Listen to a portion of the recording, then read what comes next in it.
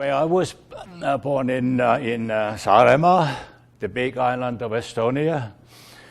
My father had a good-sized farm in the middle of this peninsula, and that's where I was born back in 1930.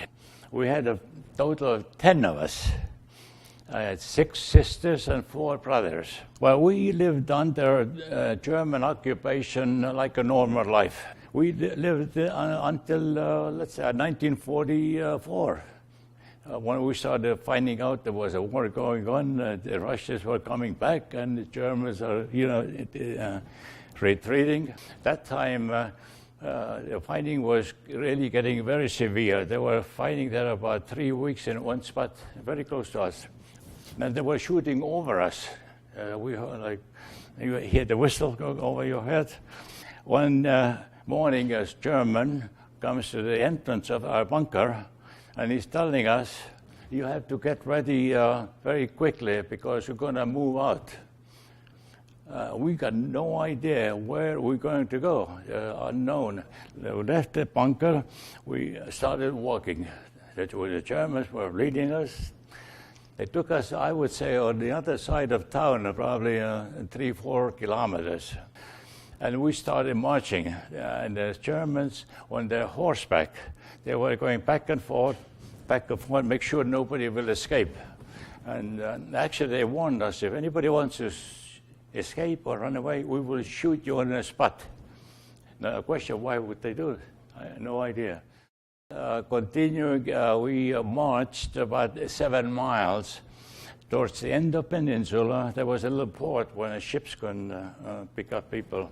So they marched us, and they let us loose for a couple of days in one of the farm area where the little port was located. One night, in the darkness, they took us all to the port, and we find out there was a little, what they call oil transportation ship. We find out the purpose of stopping in Libya was that we were supposed to change over the bigger, larger ship. And they found out that the ship was full. We could not get onto that ship. So what they did, they took us off, put us into some kind of a, I don't remember, hotel or buildings, whatever, overnight, to pick up the next ship next day. And what we understand by is not for sure. We were told the ship we were supposed to get on was bombarded and everybody went down. So they got off the boat and they put us in a big army armory in Gdansk. We slept on the stone floor, no pillows. And then I think we spent about a week there. And then they took us different locations in Poland at that time. We were taking some kind of farm. Again, the Germans come and pick us up because Russia was almost closing in eastern Poland at that time. So we were put on a truck. The Germans came pick us up. They put us on a truck, taking us to the state in Gdansk railroad station. Why they took care of us? In history, nobody can explain why they did this. So anyway, they took us back to Danzig. We boarded on the ship, no, I beg your pardon, a railroad station and again on a train. That railroad station must have had thousands of people. They took us, the family, 2 families, they walked us through the crowd onto this cattle car. The people were trying to get on it. Think about this. And you think about father, mother, what are you going to do with this big family? What do you do in Germany? So they probably were homesick, and they wanted to go back home.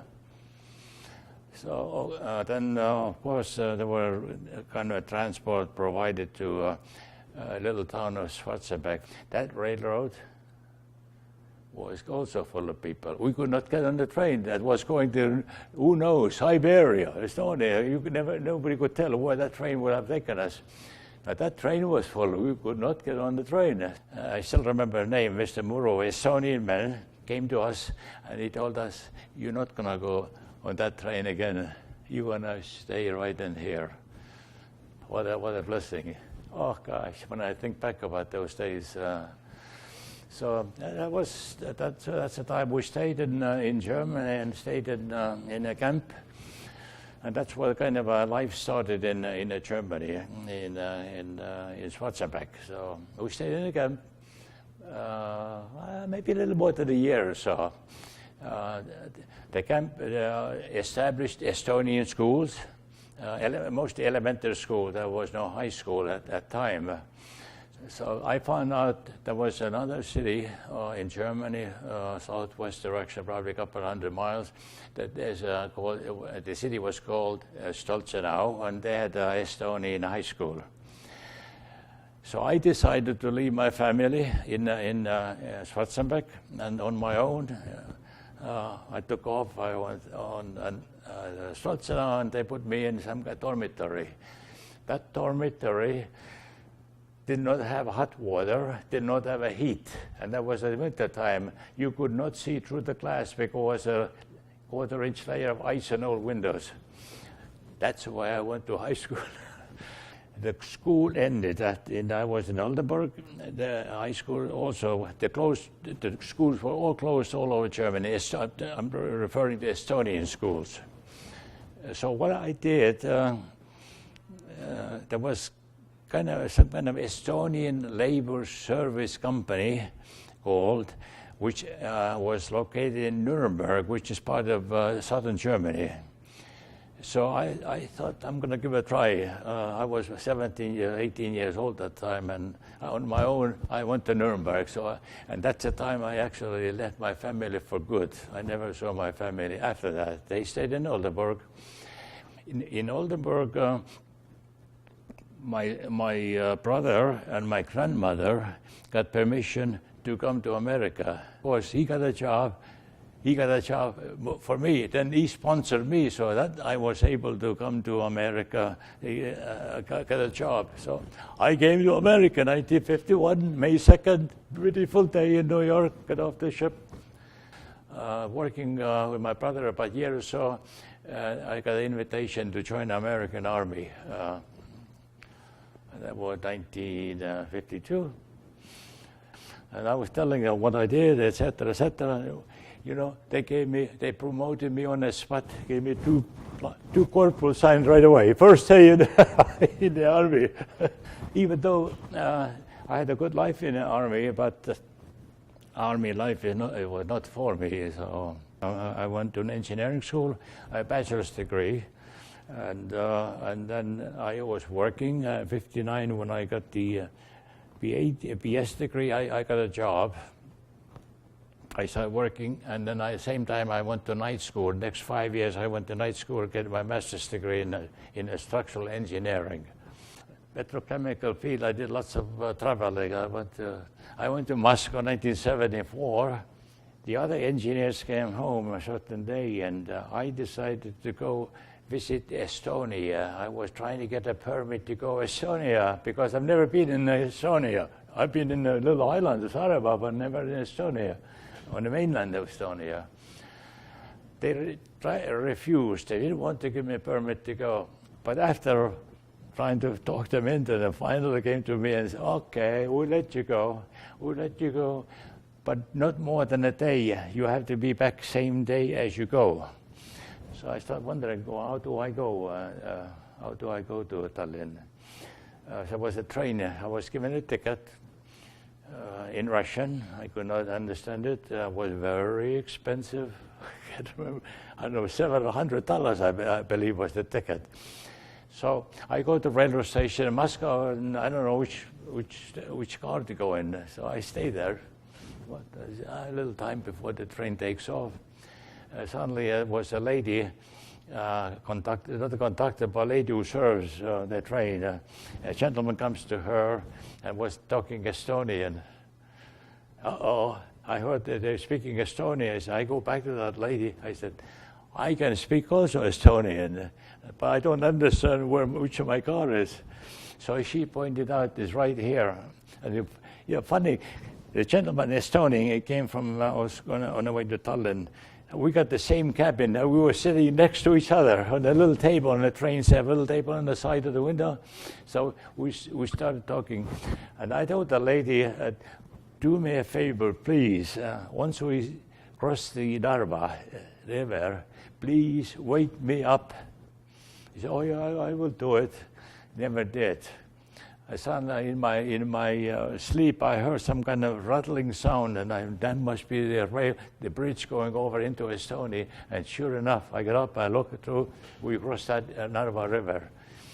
We go to Estonia, I went to Tallinn, and I was supposed, the first thing, once I got to Tallinn railroad station, I was supposed to go, my wife's uncle, Imbi's uncle, I called, and uncle answered me, Arvid, where am I?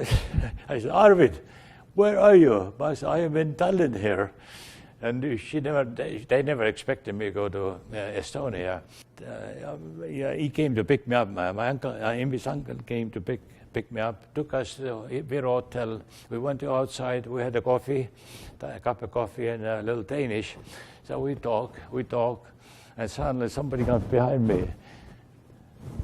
Mr. Truumees, why didn't you pick up your car at the railroad station? I go, what car?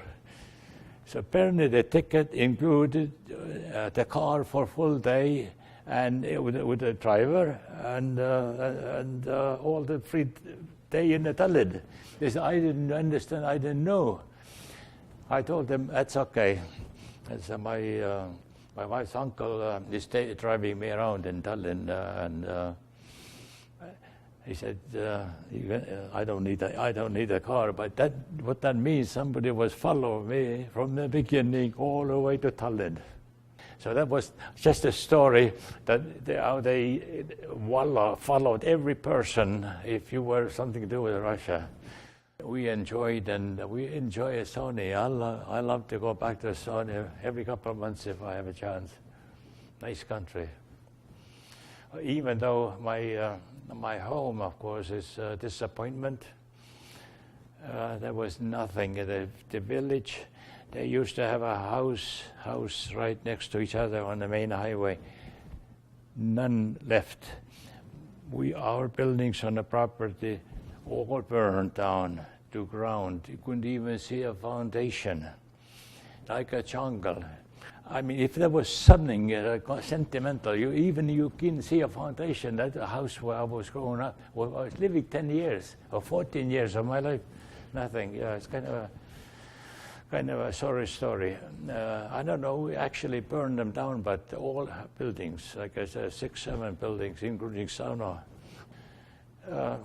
Everybody calls Germans Nazis, but I disagree. There are some good Germans also. In this case, I would say there were good Germans who took care of us. They took care of us from our home all the way to the war end in Germany. So what can you say? They were Nazis. A Nazi wouldn't give a hoot about us. But they were good Germans, and they saved our lives, and there we are.